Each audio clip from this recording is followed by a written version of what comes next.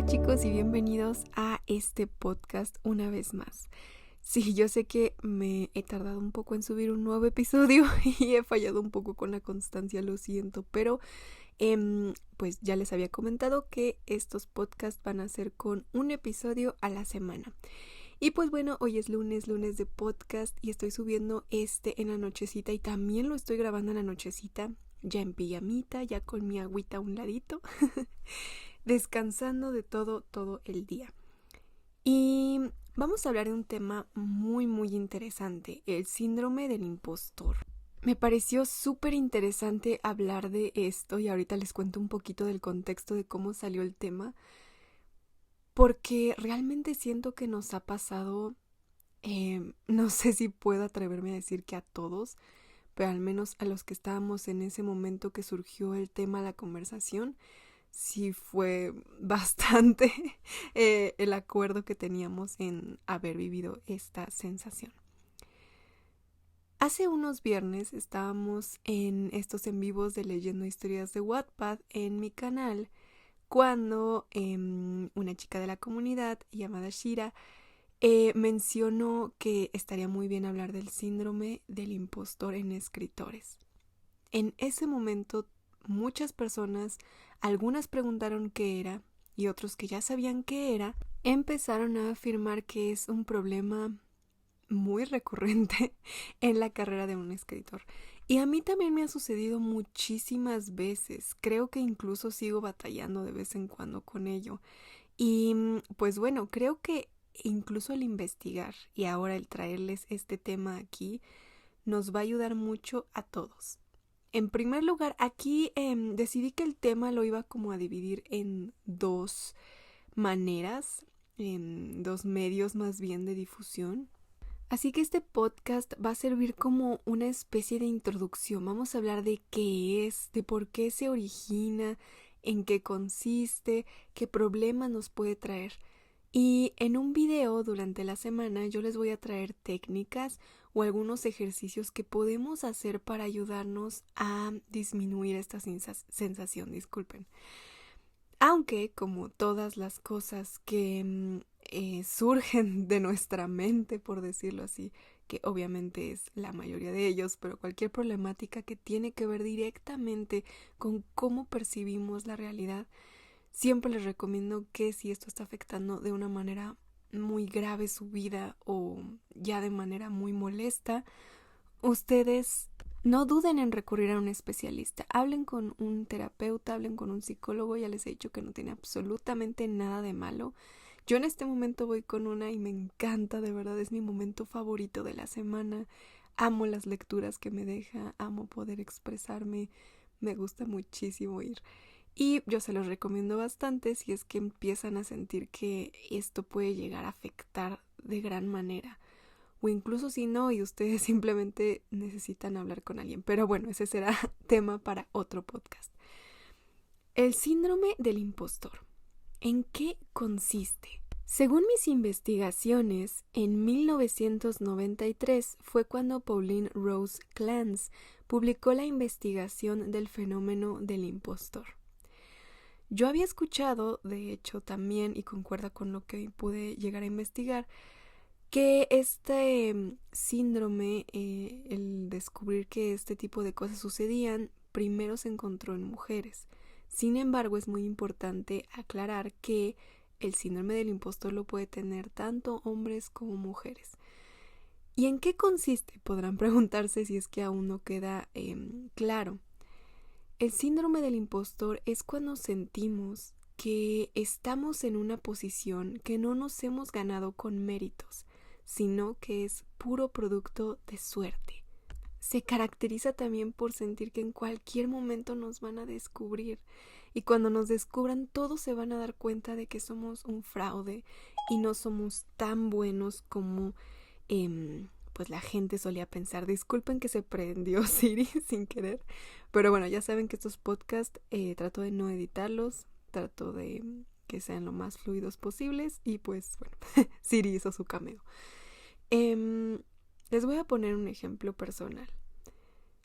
Yo tardé muchos, muchos, muchos años en darme cuenta de que yo era una buena estudiante.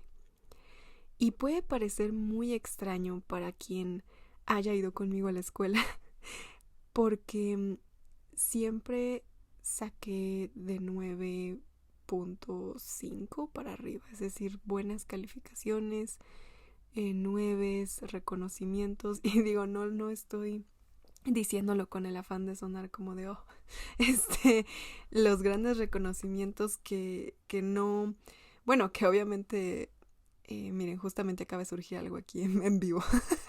Sí, sí me reconozco el haberlos logrado. Sin embargo, no los estuve buscando como muchos compañeros que yo tenía que buscaban esos reconocimientos, que se esforzaban por obtener ciertos premios o ciertas cosas o ciertas calificaciones.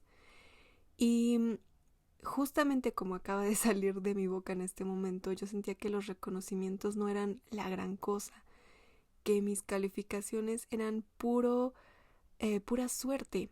Es decir, no sé, yo decía, bueno, saqué 10 en español porque pues estaba muy fácil el examen y realmente pues solamente tenían que concentrarse en X lección y todo iba a salir tal cual en las preguntas. Entonces creo que solamente fue una cuestión de que tuve suerte de leer muy bien esa parte que venían en las preguntas y por eso saqué 10.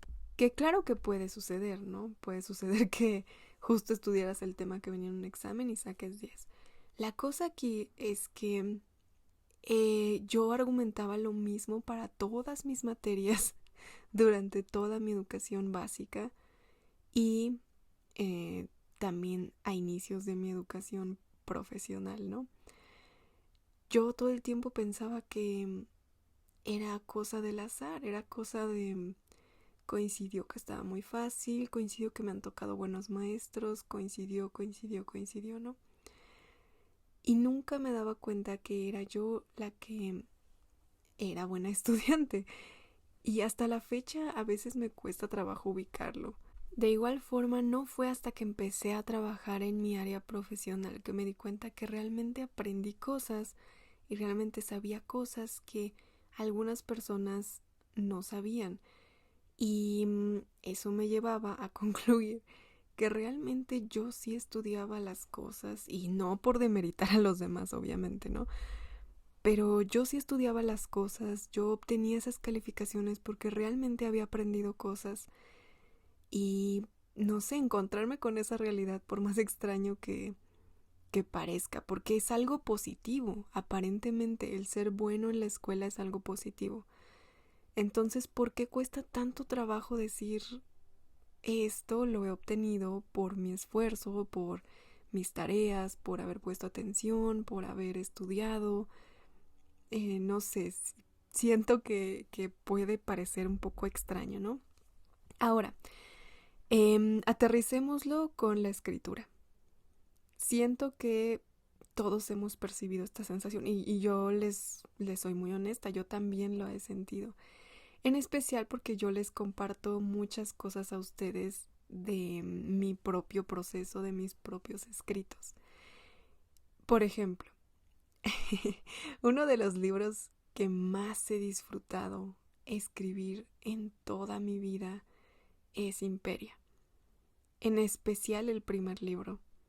El segundo me encantó escribirlo. Siento que también fue un camino de sanación interior que yo tuve a través de mi personaje. Entonces es un escrito también muy especial para mí. Sin embargo, Imperia 1 es un libro muy especial para mí. Es un libro que yo estuve escribiendo durante 5 años, obviamente con sus pausas, por eso duré tanto tiempo. Pero un libro al que le puse absolutamente todo mi corazón. Que otra vez repito, no significa que a los otros no, pero este tiene algo muy especial. En mi carrera como escritora representa un gran punto, siempre lo hará. Y aún así, siendo este libro un libro en el que me esforcé tanto, un libro que digo, gracias a Dios, afortunadamente también le ha gustado a muchas personas. Em, y es que me da risa que con mis propias palabras me doy cuenta, con el afortunadamente, porque justamente es eso, pienso que yo he leído los comentarios, yo he hablado con ustedes, que les ha gustado esta historia. Y aún así, cuando de pronto alguien me dice, alguien que no sé, no me conozca para nada, ¿no? Y me dice, eres escritora y todo, y buscan mi libro y me dicen esto de, lo voy a comprar y lo voy a leer, ¿no? Y siempre me da mucho miedo. Siempre me da mucho miedo porque siempre me da la sensación de que lo van a leer y van a pensar que van a pensar como, esto no está tan bien escrito, ¿no? Van a pensar, no es una buena historia, no es una buena trama, tiene muchos errores, no sé. Siempre me da esa sensación de que justamente como dice el síndrome del impostor, que van a decir, pues en realidad no escribe bien, ¿no? Y es curioso, les comento y yo les quiero compartir esto porque estoy segura de que ustedes en algún punto lo han sentido. ¿Y por qué pienso yo que estoy segura, no? Porque estuve leyendo un poco de qué cosas tienen en común las personas que llegan a experimentar este síndrome del impostor. Hay cosas que yo siento que son un poco más generales, por decirlo así, y otras un poco más hacia la historia personal. Iniciemos con la general, ¿no? Porque siento que aquí es cuando queda muy bien con los escritores. Mencionaba un artículo de la BBC que estaba yo leyendo que suele suscitarse más en áreas laborales en las que hay mucha competencia. Es decir, lugares que están muy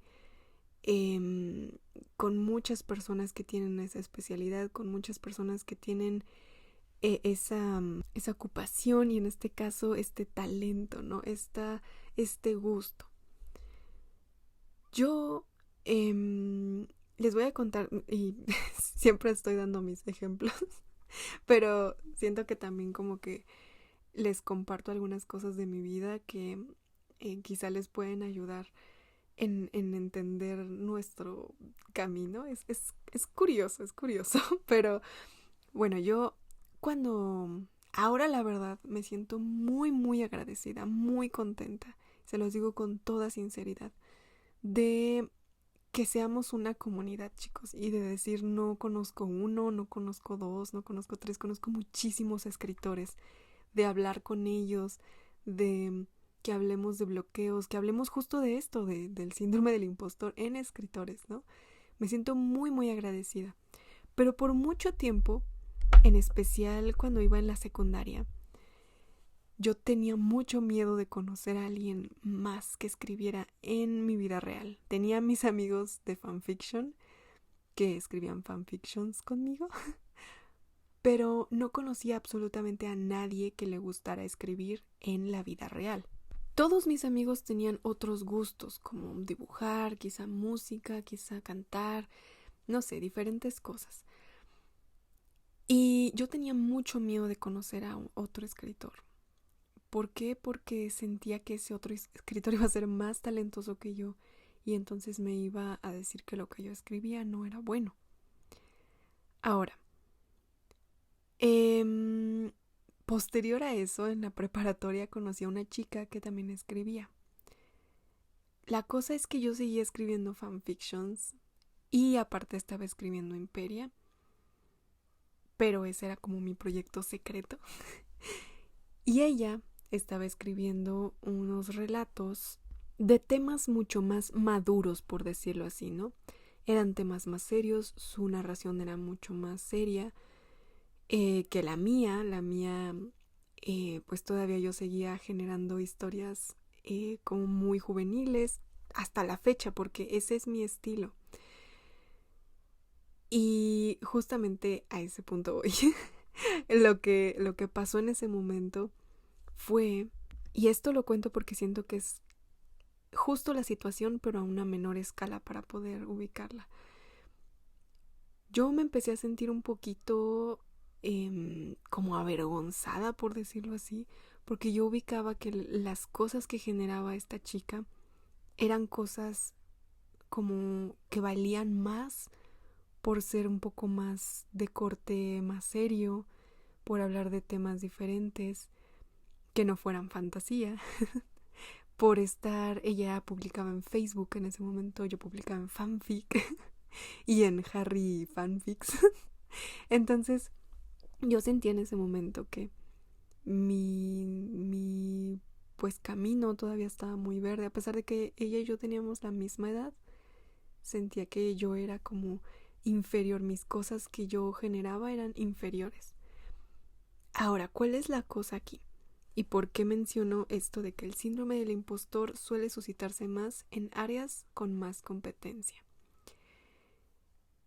En la escritura es tan variada en cuanto a lo que podemos generar como autores. Todos los individuos, todos los seres humanos somos diferentes y hacemos las cosas de manera diferente, ¿es cierto? Pero, por ejemplo, a pesar de que un dentista quizá puede tener su consultorio decorado diferente a otro, o hablarte de manera diferente a otro, quizá uno te habla de manera más seria, quizá otro es mucho más amigable, y quizá uno te hace mucha conversación durante la consulta, quizá otro casi no habla, no sé, diferentes formas de ser. Eso siempre va a ser en todas las profesiones. Sin embargo, finalmente, ambos dentistas van a ejercer su forma de llevar a cabo su trabajo. Van a ejercer, más bien, van a ejercer de una forma muy similar. Es decir, van a tener casi los mismos instrumentos, van a tener casi los mismos procedimientos, a menos de que esté entrando uno nuevo. Por ejemplo, yo llevé brackets mucho tiempo y los ortodoncistas tienen un método.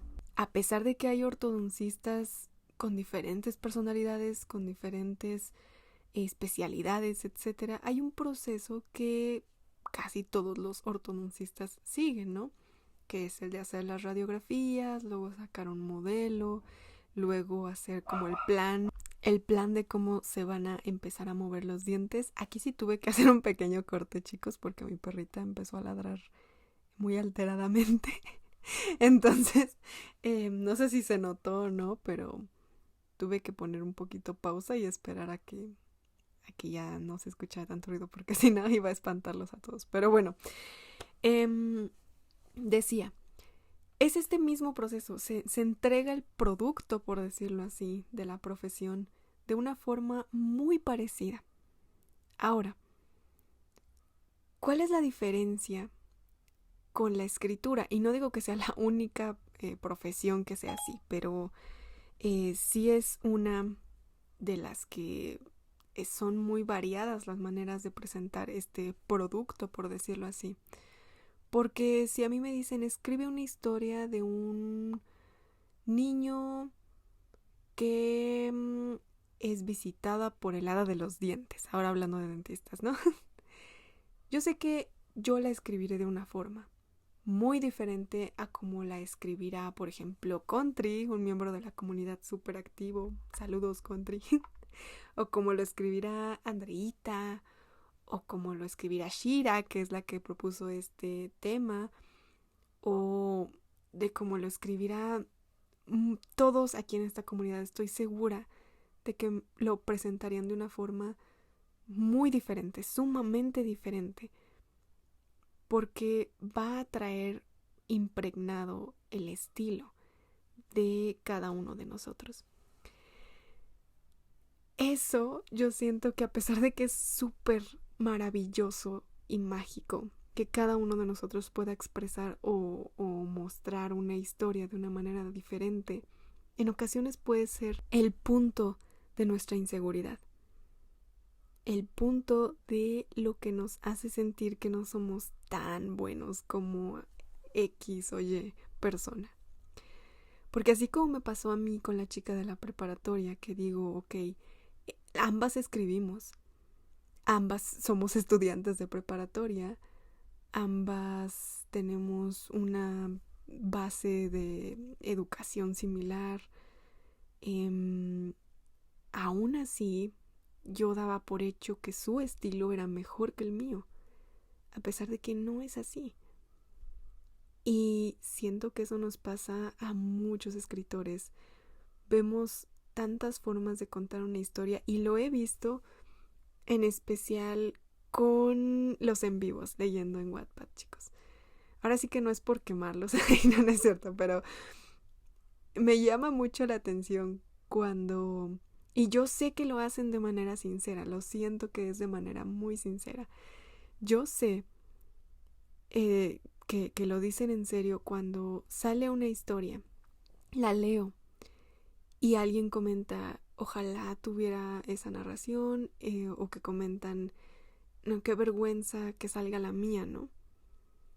Y es curioso porque llega a salir la de esa persona y es buena también, es una muy buena historia también. Y me parece curioso que esa persona, y les digo que yo siento que lo dicen con toda la sinceridad, porque a mí también me ha pasado. Alguien lee una historia de otra persona y después sigue la mía. Obviamente empiezo a decir, no, la mía es horrible. La mía tiene este y este y este error. La mía no tiene esta forma de decir estas cosas.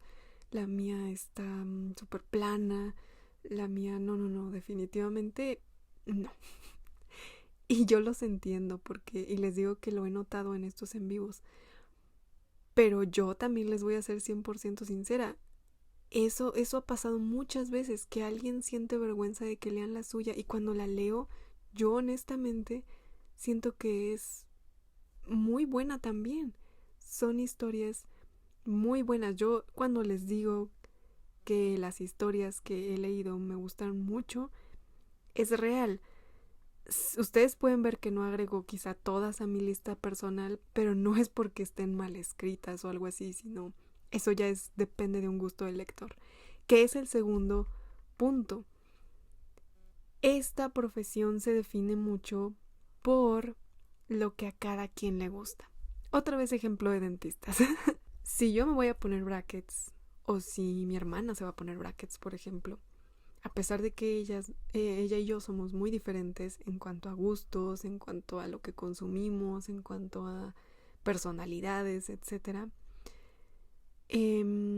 Estoy segura de que si las dos fuéramos a ponernos brackets, ambas esperaríamos que nuestros dientes nos queden derechos, ¿no? Estoy segura de que yo diría, oh, yo esperaba que me quedaran como un poco más salidos, o yo esperaba que me quedaran un poco, no sé, siento que a las dos iríamos con una expectativa similar. Y el que consideremos bueno o malo al ortodoncista dependerá de un criterio muy similar, sin importar que somos personas con gustos, con creencias, con todo muy diferentes. Que eso no significa que no nos llevemos bien, claro, porque sonó así como... Pero no, yo quiero muchísimo a mi hermana y nos llevamos muy bien. Pero a lo que voy es que cuando se tiene una opinión sobre un escritor, ahí sí es muy diferente. ¿Por qué? Porque para mí quizá tal escritor es el mejor escritor y amo cómo escribe, me encantó su libro y me fascinó y es el mejor libro del mundo y es súper talentoso, cuando quizá, por ejemplo, a mi hermana piensa que es el peor escritor, que es el peor libro, que no sé, sí me doy a entender. ¿Y por qué es? Por el hecho de que esto depende de miles de cosas. Número uno, el gusto de cada lector. Como les mencioné ahorita de las historias que leo los viernes, no todas las agrego, no porque no sean buenas, sino porque hay historias que como lectores nos llaman e historias que no. no tiene nada que ver con la calidad, simplemente es algunas historias nos llaman la atención, otras no. Por ejemplo, a mí la verdad, las historias de romance puro, a excepción de las obras de Jane Austen, la verdad no me llama mucho la atención. Casi no me gusta leer romance, no porque sea un mal género, simplemente a mí personalmente me gusta más leer sobre quizá alguna cosa de fantasía, quizá alguna cosa como de aventuras o algo por el estilo. Y eso no significa, bueno, justamente se empieza a poner más complejo el asunto, porque que me guste fantasía, por ejemplo, no significa que me van a gustar todos los libros de fantasía. Voy a poner un ejemplo aquí, con otra cosa. Yo un tiempo fui muy fan de los dragones.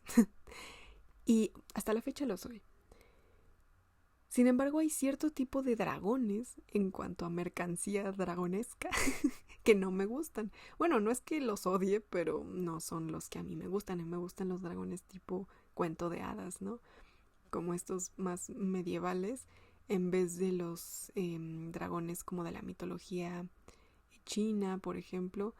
Les digo, no es que no me gusten, simplemente prefiero a los otros. Me gustan visualmente y me gusta de pronto tener cositas de ellos, ¿no? Otro ejemplo es que un tiempo a mi hermana le gustó mucho los elefantes, pero a ella le gustaba un estilo de elefantito. Obviamente me refiero a igual a mercancía, ¿no? Muy específico. Si tú le traías un peluche de elefante que no era el tipo de elefante que le gustaba, pues no le gustaba lo que le llevaras, ¿no? A pesar de que en sí era un elefante, ¿no? Es lo mismo con los libros. Que a mí me guste fantasía no significa que me van a gustar todas las historias de fantasía. Y eso no significa otra vez que el escritor o escritora que haya escrito X historia que no me gustó sea malo. Simplemente es un gusto. Ahora, vienen otras cosas, quizá las creencias, por ejemplo. Si de pronto yo en mi pensamiento creo que consumir cosas muy violentas me altera como mi salud mental, entonces no lo voy a hacer. Y eso significa que si un libro empieza a tener demasiadas escenas muy gráficas, muy descriptivas, más bien, siempre digo gráficas, pero más bien descriptivas, lo voy a dejar de leer. Y no porque el libro sea malo, sino porque yo tengo esta manera de pensar. Que no es la correcta, es simplemente una manera de pensar. Es algo que solamente aplica para mí y no busco que aplique con todo el mundo, ¿no? Sino simplemente es así. Y estoy segura que así ustedes también tendrán sus cosas particulares que consciente o inconscientemente les hace que les guste o no un libro. Ahora, siento que es muy fácil perderlo de vista cuando somos lectores. Quizá no es tan importante, solo compramos libros, los leemos y es como de este me gustó, este no me gustó. Pero cuando somos escritores es un poco diferente. ¿Por qué? Porque el que a alguien no le guste nuestro libro lo tomamos muy personal. Entonces, si de pronto alguien dice, ok, este libro pues no era tan bueno, quizá aunque sea uno entre 100 personas va a contribuir a esta idea de que no somos tan buenos.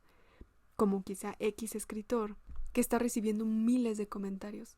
Yo les he dicho varias veces esta gran incógnita que muchos tienen de por qué las malas, entre comillas, historias en Wattpad tienen muchas personas que los apoyen y las buenas, entre comillas, historias no. Y yo siempre les he dicho, es que no hay malas historias, simplemente hay historias para cierto gusto. Hay historias que están ahí y las historias que tienen mucha popularidad en Wattpad la tienen por una razón, porque los escritores alguna chispa, algo le dieron a esa historia, que quizá no es el gusto de cierto sector, pero sí es el gusto de otro gran sector. Sí, obviamente yo concuerdo que hay muchas historias que tienen muchas faltas de ortografía, etcétera, pero como siempre digo, Lo importante es la historia, la ortografía y todo eso se puede siempre corregir, siempre mejorar. Y es un proceso y camino muy largo. Pero regresando un poquito a todo esto, ¿a dónde nos lleva entonces el estar en un ambiente, en un área laboral, por ponerlo así, en el que hay mucha competencia? Somos muchos escritores. ¿Cuántos usuarios hay en Wattpad? Ahora, de esos muchos, de esa mucha competencia, perdón, de esa competencia amplia, hay tanta variedad de estilos que siento que eso nos intimida aún más. Porque ¿cuál es el estándar? ¿Cuál es el punto para decir este es un buen escritor, este es un mal escritor? Por ejemplo, con estos autores clásicos. Hay personas que no les gustan los escritos de los autores clásicos, de algunos. Por ejemplo, Charles Dickens tuvo sus mismas críticas dentro de su tiempo e incluso más allá de los mismos escritores que ahora son renombrados, diciendo que su estilo era pésimo. Y hay personas que opinamos que su estilo es muy bueno. Entonces, si le pasa a Charles Dickens, bueno, le pasaba, si le pasó a Charles Dickens, obviamente nosotros estamos muy expuestos a que nos pueda llegar a suceder. El sentir que estamos en donde estamos, donde sea que sea de nuestro camino de escritura, por pura suerte. Y que va a llegar un momento en el que quizá todos se volteen y digan, esa persona es pésimo escribiendo, ¿qué hace aquí? ¿Cómo nos atrevimos a votar en sus historias? ¿Cómo nos atrevimos a recomendar su historia cuando es un pésimo escritor? ¿Ok? Siento que todos llegamos a pensar eso en nuestra mente, y ahora que lo estoy diciendo en voz alta suena tan curioso, porque les quiero decir qué cosas tenemos que tener súper conscientes para evitar que esto suceda. Que yo ya les dije que voy a hacer un video especial con técnicas, pero de una vez les quiero decir también algunas ideas que son muy importantes tener en la mente, para que esto no nos suceda. Número 1, piénsenlo con el ejemplo que les di de la chica. No digo que ella haya sido una mala escritora, pero estoy segura, no recuerdo bien cómo escribía ella ahora, pero estoy segura de que no es que ella fuera mejor que yo, ni que yo fuera mejor que ella. Simplemente éramos un estilo de escritoras diferente. Ahora, piénsenlo de esta forma y les propongo hacer este ejercicio el próximo viernes que va a haber lectura. Escuchen las historias y no piensen, esta historia sí es muy buena, la mía no.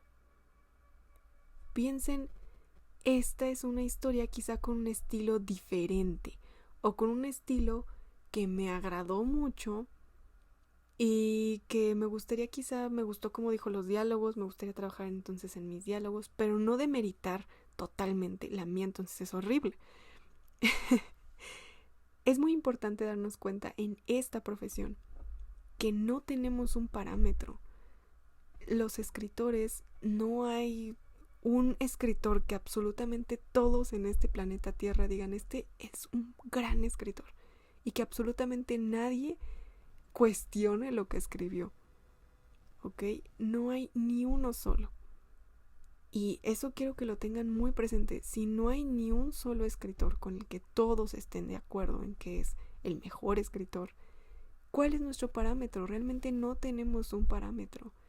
Como lo que dije del ejemplo del niño que lo visitó el hada de los dientes. Si yo escribo un relato, no va a ser mejor que el que escriba alguno de ustedes. Ni va a ser peor, simplemente va a ser diferente. Va a ser una forma diferente. Y siento que eso es lo bonito de nuestra profesión, chicos. Y yo sé que se puede sentir súper pesado cuando llega el momento de compararnos, porque es un mal hábito que tenemos todos, pero es lo bonito de nuestra profesión. Que sea tan diferente, porque los lectores necesitamos, nosotros mismos somos lectores, escritores que lo cuenten de manera distinta. ¿A mí de qué me serviría que Jane Austen hubiera escrito todos los libros del mundo y que El Jardín Secreto estuviera contado al estilo de Jane Austen y que Harry Potter estuviera escrito al estilo de Jane Austen y todos los libros del mundo los hubiera escrito ella? Hubiera sido muy raro, no sé. Siento que yo necesitaba escuchar la voz de Jane Austen a través de sus libros, pero también necesitaba escuchar la voz de Francis Hudson Burnett en los suyos. Y también necesito escuchar la de todos esos nuevos autores que no he leído. Y necesito escuchar las suyas cada viernes. Porque me hacen ver lo diferente que podemos ver una misma historia. Que podemos ver una misma situación. Entonces, eso es lo primero que tienen que recordar. Esta es una profesión con mucha variedad y eso es lo padre, eso es lo importante. ¿Que hay que mejorar? Claro que sí. Pero todos tenemos que mejorar. Así como todos escribimos diferente, todos tenemos que mejorar. Cualquier texto va a tener cosas por mejorar y cosas que son muy buenas. Pero también depende de quién lo diga, quién lo esté observando. Entonces, no se estresen por eso, chicos. Sus escritos son buenos. Son muy buenos, chicos. De verdad. Y lo digo porque he leído los escritos de muchos de ustedes. Y sé que son buenos. Y también sé que muchos de ustedes no creen que son buenos, pero sí lo son. Y les comento otra vez esto de lo que pasa los viernes. Cuando pase una historia, les digo, no piensen, ay, qué hermosa historia. La mía es horrible. Porque estoy segura de que hay muchas personas que cuando pase su historia piensan eso también. Y entonces se vuelve un ciclo en el que todos estamos leyendo las historias de otros pensando, la del otro es mejor. Y no hay que irnos al otro extremo, obviamente, de decir la mía es la mejor de todas, las de los demás son horribles. No, claro que no. Simplemente ubicar que todos estamos en la misma página. Igualmente todos escribimos porque nos gusta. Todos de pronto nos podemos avergonzar de un escrito, nos podemos enorgullecer de otro. Todos tenemos ese escrito que nos hace sentir tan orgullosos que se nos infla el pecho de emoción al pensar en esa escena que tanto imaginamos, no sé. Todos tenemos eso, pero también todos tenemos momentos en los que dices, uy, creo que lo escribí súper raro. Todos. Y no solamente aquí en la comunidad, todos los escritores que tú admires, todos han pasado por errores y aciertos. Y está bien, no pasa nada. ¿Por qué? Porque también en este artículo de la BBC mencionaban que un gran, pues algo que contribuye mucho a sentir el síndrome del impostor es tu manera de lidiar con el fracaso. Ay, y yo sé, chicos, porque yo también lo he tenido que trabajar.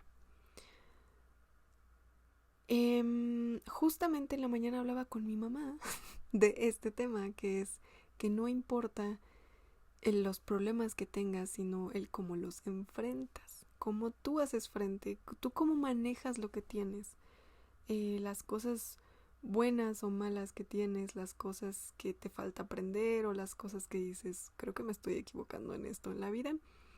Bueno, yo sé, porque a mí me pasó, que a veces de niños podemos llegar a no aprender correctamente cómo lidiar con el fracaso.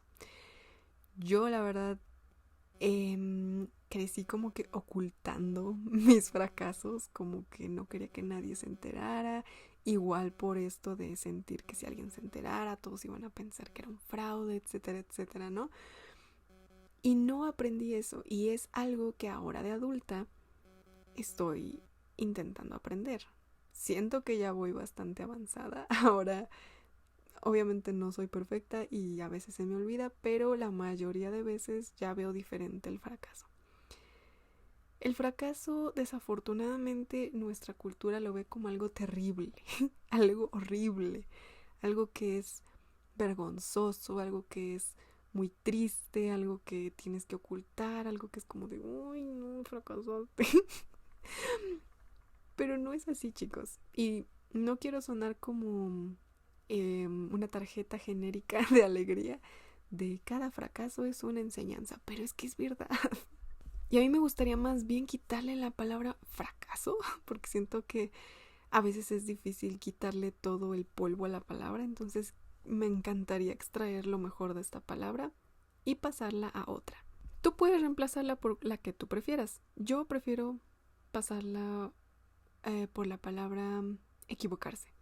Para mí, equivocarse es una palabra con menos peso que fracasar, porque fracasar para mí suena muy, no sé, muy definitivo, muy fuerte.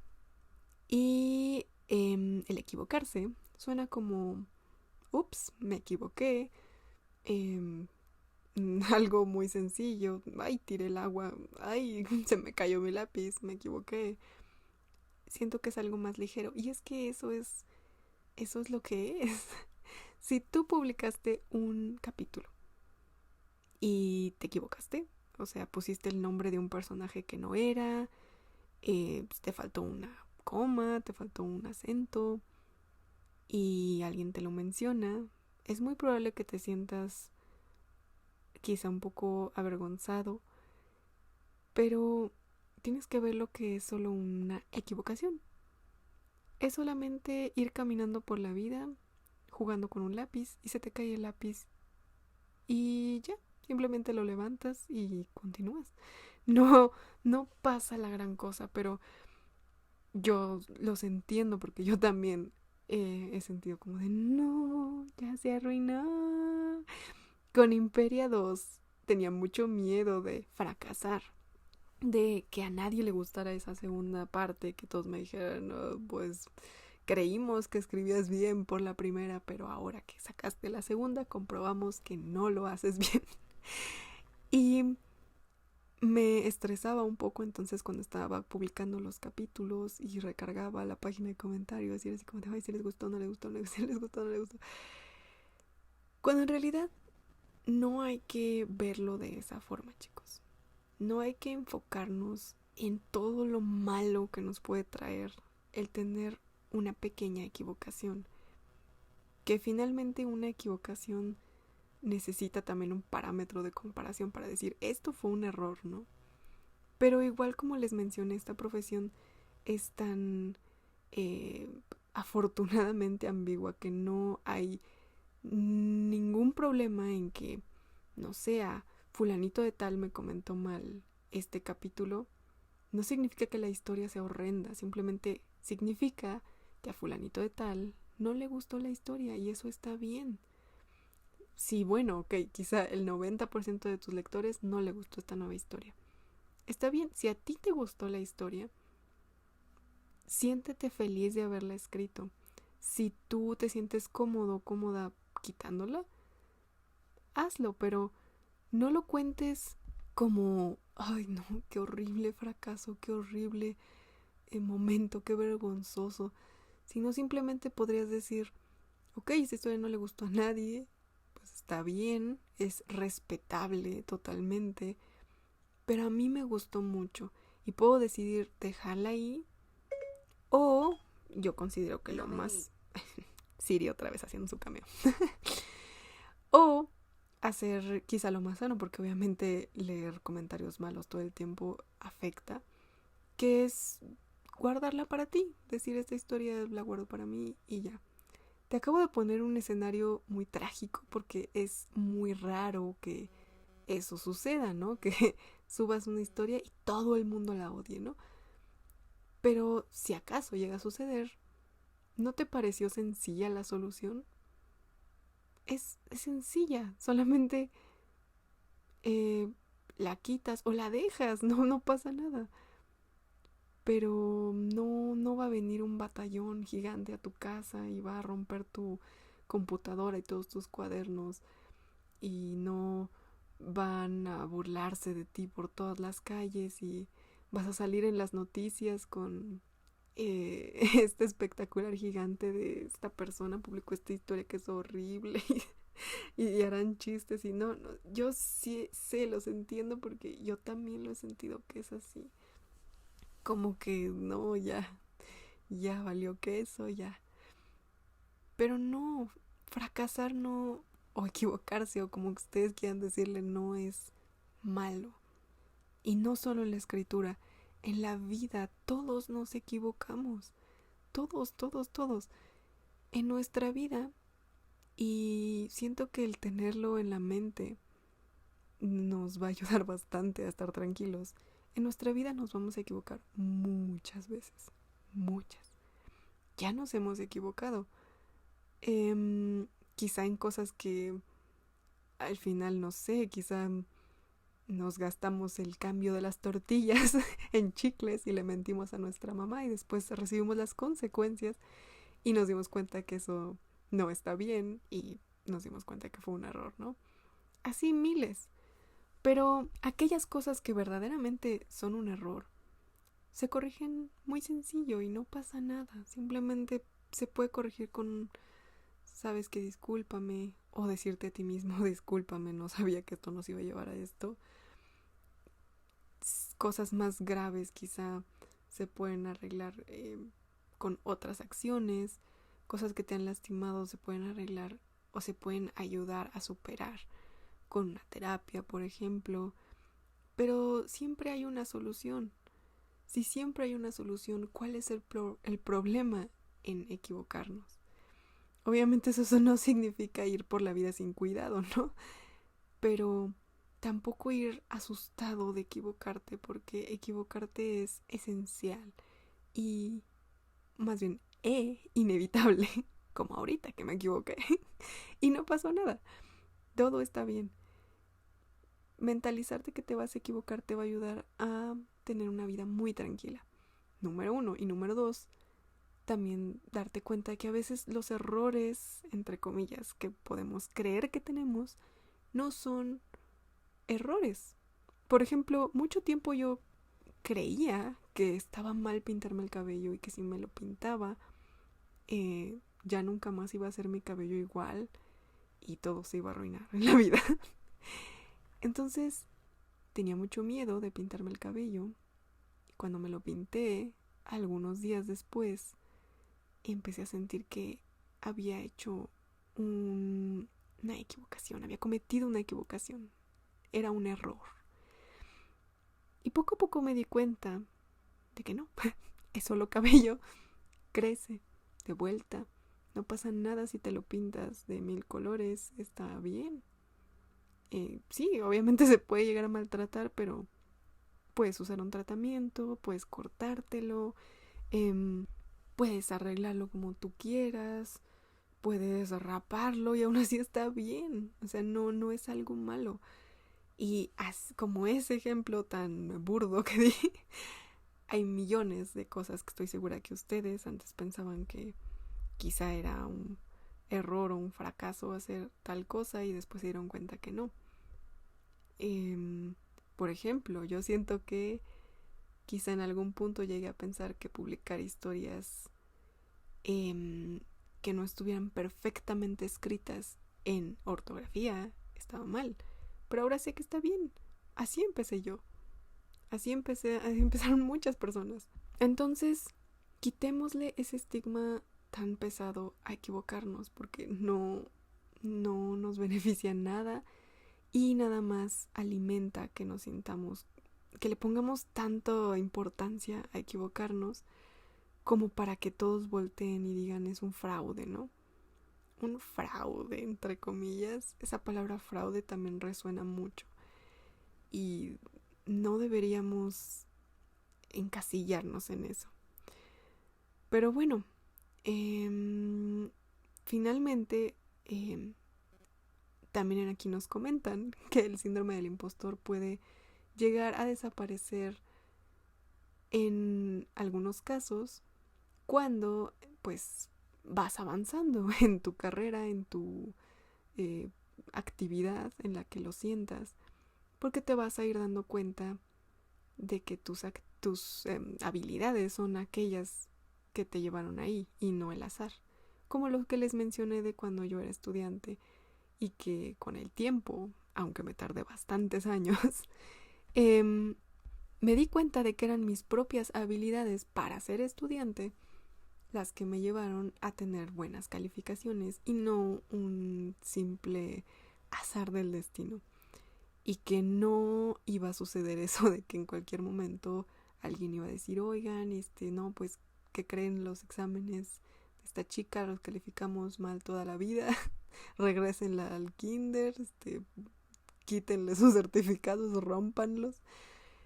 Eso no iba a suceder y me di cuenta cuando me percaté de que pues yo sí tenía habilidades para ser estudiante, ¿no? Que les digo, obviamente no es por no, así que no es por presumir, no es por tratar de marcarlo, pero realmente sí fue algo que me costó mucho trabajo identificar hasta la universidad. Entonces, con esto también, chicos, ustedes también traten de ser más conscientes de lo que hacen día a día. Porque si ustedes se esfuerzan, si ustedes escriben sus historias con el corazón, si ustedes, o sea, ese tiempo de crear una historia, de hacer una portada, de todo esto, no es de a gratis, no es sencillo. Entonces, tranquilos, fíjense en las cosas que han avanzado y se van a dar cuenta que es imposible, además, que por puro azar ustedes estén donde están. Tiene que ver con lo que han trabajado, tienen que ver con sus habilidades y tienen que reconocérselos. Por eso también esta semana en Instagram estamos haciendo esto de las recompensas. Eso quizá les pueda ayudar también a darse cuenta de que no fue el azar el lograr que una semana completaras las palabras y obtengas tu recompensa. Eso es estar consciente de lo que tú estás haciendo. Entonces, esa es una cosa muy, muy importante. Después decía que si no es atendido esto, puede llegar a sentirse toda la vida, ¿no? Sentir siempre que eres un impostor. Y aquí, obviamente, ya escucharon este podcast, quizás si se identificaron con esto, pueden decir, hoy creo que lo tengo. Y empezar a trabajar en ello para no llegar a este punto. ¿Por qué? Porque el sentir esto todo el tiempo, ¿a qué nos limita? A que si quizá en el futuro alguno de ustedes, no sé, se me vienen luego nombres así como Lizzie, se me vienen muchos nombres y alguno de ustedes, quizá en el futuro alguien los llama y les dice, ¿sabes qué? Me gustó mucho tu libro, lo quiero publicar en 70 librerías. Y quizá ahorita pueden decir, no, claro que le diría que sí, pero el enfrentarlo en persona, ¿qué pasaría si les dicen el día de mañana, ¿sabes qué? Fulanito, vas a leer tu obra a nivel nacional, en donde sea que sea su país, lo van a leer en la televisión abierta a nivel nacional. Palabra por palabra. Y yo sé que esto pondría nervioso a cualquiera, por más seguro que esté y no tenga síndrome del impostor, pero el no atender esto, chicos, puede llegar a que ustedes digan no, porque el país entero se va a dar cuenta de que soy un impostor y un fraude, ¿no? O que digan, no, sabes que no me vendas en 70 librerías, porque de esas 70 estoy segura de que 70 usuarios, bueno, no 70, tendría que ser uno por cada usuario. Esas matemáticas. Si era real que era un fraude en la escuela, no es cierto. Pero esos lectores que vayan a la biblioteca, digo, a la librería, van a decir que es un libro horrible, que porque está aquí, todos lo van a subir a sus redes sociales con pésimas reseñas. No, mejor no. Es peligroso porque este síndrome del impostor nos puede de verdad hacer creer que no somos nosotros y entonces rechazar todas las oportunidades que se vengan a nuestra puerta. Inclusive algo tan sencillo como me pasas tu historia, me pasas el link de tu historia y que tú digas no porque es mala. Ok. Tan solo esa que es una oportunidad, digamos, a menor escala, entre comillas, la puedes dejar pasar por no creer que eres tú, porque eres tú. Es imposible estadísticamente que todos los buenos comentarios que has recibido sean puro azar. Eres tú. eres tú, realmente es que tú escribes bien, créelo. Quizá no escribes como tu mejor amigo escritor, quizá no escribes como tu escritor favorito, quizá no escribes como tu amigo que publica contigo, quizá no escribes como X o Y, y eso es normal, porque no hay ni un escritor que escriba igual que el otro, y eso está bien, y eso no quita que tú escribas bien, y que quizá tu mejor amigo también es muy buen escritor, y que el escritor al que admiras también es muy buen escritor. Eso no tiene por qué solo haber un número limitado de escritores que sean buenos y los demás son horribles, ¿no? No, empieza a creer en ti. Y, pues bueno, chicos, esto es lo que pude investigar sobre el síndrome del impostor. Estas son también los ejemplos, las ideas que les traje. Yo les digo que yo de pronto también batallo con esto. De pronto también, no mucho, porque también he intentado trabajarlo con parte de todo lo que he intentado trabajar en mi vida, pero sí me ha llegado a suceder todavía hasta la fecha. Que a pesar de que los tengo a ustedes, chicos, muchísimas gracias, que siempre me mandan muchos comentarios muy lindos, de pronto siento un poco de miedo cuando subo una nueva cosa y digo, ay, si a nadie le gusta. Pero bueno, finalmente estoy trabajando en ello también. Ya estoy un poco más inclinada al escribir por mí y por la historia, y obviamente también con todo el cariño para ustedes, pero sin sentirme mal si al final no cumplió las expectativas de cierta persona. Finalmente no puedo controlar todos los gustos de todas las personas, y qué bueno que no somos todos iguales, porque el mundo sería muy aburrido y los libros serían todos iguales también. Las series serían iguales, las películas serían iguales y sería un mundo muy feo. Entonces, qué alegría que haya diversidad, qué alegría que haya tantas formas de ser, de pensar, de cantar y de escribir. Así que, chicos, crean en ustedes y que tengan, bueno, ya aquí ya en México ya es nochecita, ya casi es martes, entonces que tengan una bonita semana, a pesar de que ya se acabó el lunes. Les mando mucho amor y todos mis deseos de que crezcan, perdón, de que crean en ustedes y también que crezcan.